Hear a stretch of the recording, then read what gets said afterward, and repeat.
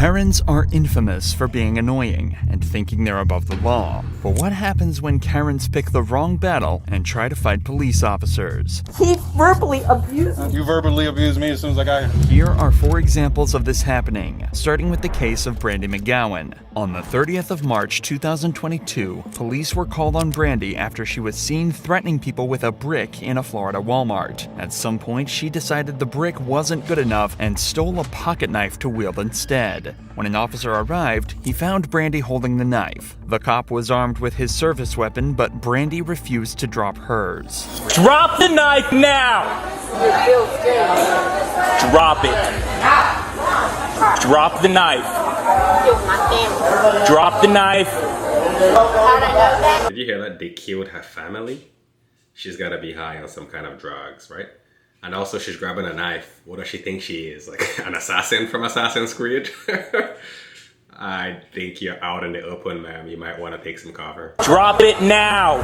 Brandy seemed blissfully unaware that the officer is pointing a gun directly at her and has a taser in broad view on his utility belt. In these circumstances, he is well within his rights to use it to subdue and disarm her if he feels as though she's a danger to him and the civilians around him. Clearly, she doesn't understand that, as she stands her ground and continues to threaten people with her weapon. Put it down! Drop it! Drop the knife! So I'm just gonna pause it here, guys. This is the first part of a 4-part video series. If you guys are actually liking this kind of content, be sure to let me know in the comments down below. Smash the like, smash the subscribe, and let me know. I'm gonna put the part 2, part 3, part 4 up for you guys. Just let me know if you like this content, alright? Put it down! Put the knife down! Put the knife down! At this point, backup arrives on the scene and takes the attention off the first cop for a moment, giving him the opportunity to holster his weapon and switch to the taser. In this situation, it's obviously much more preferable for the cop to use non-lethal force, but it's dangerous to lower his weapon while in a one-on-one standoff. The arrival of the other officers gives the perfect relief for him. Yeah, I doubt that this lady is any kind of threat to him. Like, what's she gonna do? Throw the knife at him like a dart? I don't think so, sir. I don't think so. But it's, you know what, better safe than sorry, right? He's trying to go home to his family, so you do you, sir. To switch to and deploy the taser. Drop the knife now! Whoa! Drop the knife!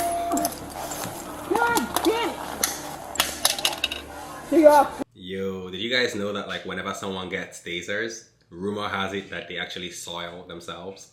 And do you guys notice that there might be like some soil marks on her pants? Could she have soiled herself? Kidnapping me? You got it? The taser does a perfect job of disarming Brandy and allowing the cops to put her in cuffs and detain her. After the Walmart interaction, she was taken to a local hospital for evaluation, where it was discovered she was, somewhat predictably, high on meth and had apparently ingested over 4 grams of the stuff before entering the store to cause her chaos. Back at the police station, it was also discovered that Brandy had a lengthy criminal record, with charges in. There you go, I called it. I knew that she had to be high on something because she was claiming they killed her family and all that. So obviously she's saying things and she's just like imagining things.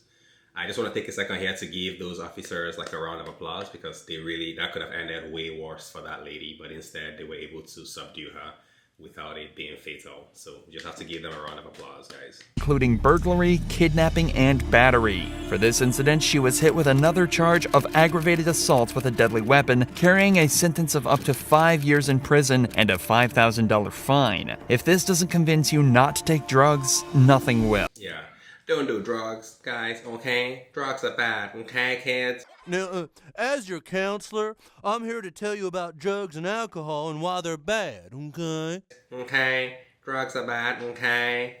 Yes, guys, please don't engage in something like that. For me, I really think those officers, they really did a good job subduing Brandy. I mean, Brandy looks a little bit rough around the edges, right? Like, look at her face and everything.